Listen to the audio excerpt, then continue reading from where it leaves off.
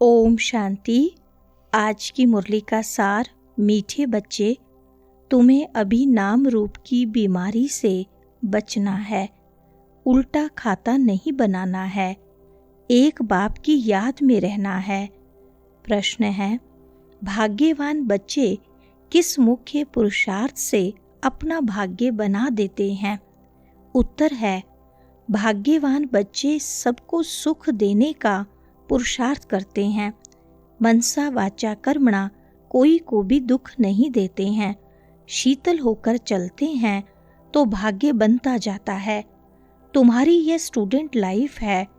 तुम्हें अब गुटके नहीं खाने हैं, अपार खुशी में रहना है। सुनते हैं मुख्य पॉइंट्स। पहली पॉइंट, तुम जब महिमा गाते थे तवे मुमातशो पिता तो समझते थे ऊपर में है। अभी बाप कहते हैं मैंने इसमें प्रवेश किया है, मैं वही इसमें हूँ। आगे तो बहुत प्रेम से महिमा गाते थे, डर भी रखते थे। अभी तो वह यहाँ इस शरीर में आए हैं। जो निराकार था वह अब साकार में आ गया है। वह बैठ बच्चों को सिखलाते हैं। दुनिया नहीं जानती कि वह क्या सिखलाते हैं। वह तो गीता का भगवान श्री कृष्ण समझते हैं। कह देते हैं वह राजयोग सिखलाते हैं। दूसरी पॉइंट, भल गाते थे तुम मात पिता, परंतु उनसे क्या और कब मिलता है यह कुछ नहीं जानते। इस समय यह वही महाभारत लड़ाई है तो जरूर श्री कृष्ण का समय होगा। जरूर वही हिस्ट्री ज्योग्राफी रिपीट होनी चाहिए। जरूर गीता का भगवान होना चाहिए तो उनकी बुद्धि में यह आता होगा। बरोबर विनाश तो सामने खड़ा है। अब श्री कृष्ण है कहाँ? ढूंढते रहेंगे जब तक तुमसे सुने कि गीता का भगवान श्री कृष्ण नहीं शिव है। तीसरी पॉइंट, गीता का भगवान राजयोग सिखलाते थे तो जरूर इससे सिद्ध होता है नर से नारायण बनाते थे। बाप कहते हैं तुम कर्म योगी हो। वह धंधा आदि तो करना ही है, नींद भी कम करना अच्छा है। याद से कमाई होगी, खुशी भी रहेगी। ब्राह्मणों को आपस में शीरखंड होना चाहिए, लून पानी नहीं होना चाहिए। समझ न होने के कारण एक दो से नफरत, बाप से भी नफरत लाते रहते हैं। ऐसे क्या पद पाएंगे? तुमको साक्षात्कार होंगे, फिर उस समय स्मृति आएगी यह हमने गफलत की। चौथी पॉइंट, सभी सेंटर्स में पढ़ते भी हैं तो पढ़ाते भी हैं। पढ़ाने की युक्ति बड़ी अच्छी है, चित्रों द्वारा समझानी अच्छी मिल सकेगी। मुख्य बात है गीता का भगवान शिव व श्री कृष्ण। तुम्हारी जो मुख्य बात है उस पर जोर देना है। तुम्हारी जीत भी इसमें है। तुम सिद्ध कर बतलाते हो भगवान एक होता है। ऐसे नहीं कि गीता सुनाने वाले भी भगवान हो गए।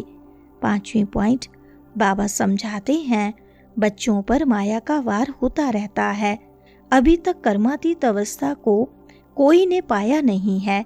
पुरुषार्थ करते करते अंत में तुम एक बाप की याद में सदैव हर्षित रहेंगे। कोई मुरझाइश नहीं आएगी।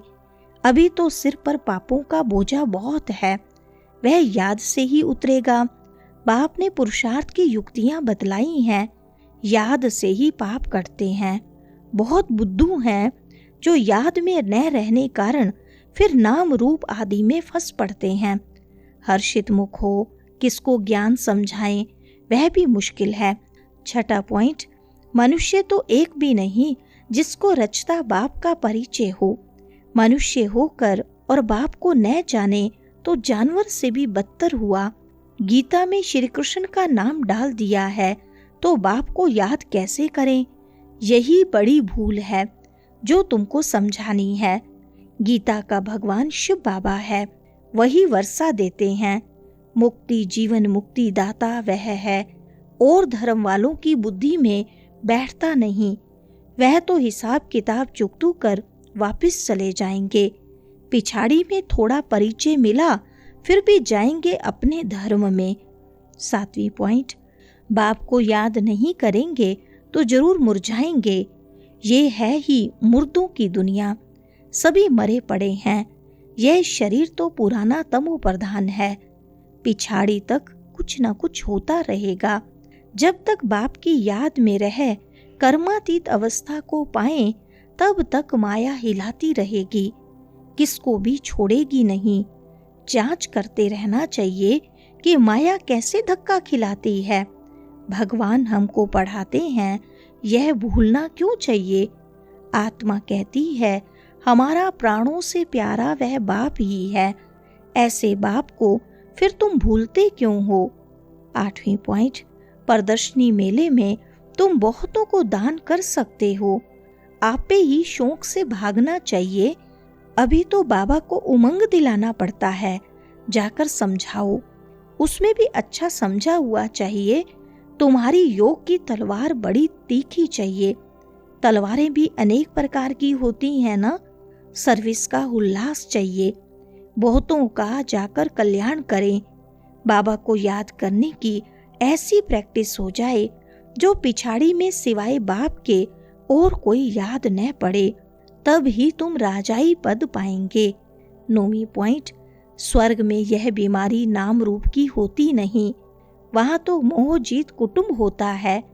जानते हैं हम आत्मा हैं, शरीर नहीं। वह है ही आत्म अभिमानी दुनिया। देही अभिमानी होने से बहुत मीठे शीतल हो जाएंगे। ऐसे बहुत थोड़े हैं, पुरुषार्थ कराते रहते हैं कि बाप की याद न भूले। बाप फरमान करते हैं मुझे याद करो, चार्ट रखो, परंतु माया चार्ट भी रखने नहीं देती है। ऐसे मीठे बाप को तो कितना याद करना चाहिए। 10वां पॉइंट, यह तो पतियों का पति, बापों का बाप है ना। बाप को याद कर और फिर दूसरों को भी आप समान बनाने का पुरुषार्थ करना है। इसमें दिलचस्पी बहुत अच्छी रखनी चाहिए। सर्विसेबल बच्चों को तो बाप नौकरी से छुड़ा देते हैं। सरकमस्टांस देख कहेंगे अब इस धंधे में लग जाओ। एम ऑब्जेक्ट तो सामने खड़ी है। भक्ति मार्ग में भी चित्रों के आगे याद में बैठते हैं ना। तुमको तो विचित्र बन विचित्र बाप को याद करना है। 11वां पॉइंट, विश्व का मालिक बनना कोई मासी का घर नहीं है। बाप कहते हैं मैं विश्व का मालिक नहीं बनता हूँ, तुमको बनाता हूँ। कितना माथा मारना पड़ता है। सपूत बच्चों को तो आपे ही ओना लगा रहेगा। छुट्टी लेकर भी सर्विस में लग जाना चाहिए। कई बच्चों को बंधन भी है, मोह भी रहता है। बाप कहते हैं तुम्हारी सब बीमारियां बाहर निकलेंगी। भाग्यवान बच्चे सबको सुख देने का पुरुषार्थ करते हैं। मनसा वाचा कर्मणा किसी को भी दुख नहीं देते हैं। शीतल होकर चलते हैं तो भाग्य बनता जाता है। वरदान है श्रीमत से मनमत और जनमत की मिलावट को समाप्त करने वाले सच्चे सब कल्याणी भव। विस्तार है बाप ने बच्चों को सभी खजाने सब कल्याण और विश्व कल्याण के प्रति दिए हैं, लेकिन उन्हें व्यर्थ तरफ लगाना, अकल्याण के कार्य में लगाना, श्रीमत में मनमत और जनमत की मिलावट करना, यह अमानत में ख्यानत है। अब इस ख्यानत और मिलावट को समाप्त कर रूहानियत और रहम को धारण करो। अपने ऊपर और सर्व के ऊपर रहम कर सब कल्याणी बनो। सब को देखो, बाप को देखो, औरों को नहीं देखो। स्लोगन है सदा हर्षित वही रह सकते हैं जो कहीं भी आकर्षित नहीं होते हैं। अच्छा, ओम शांति।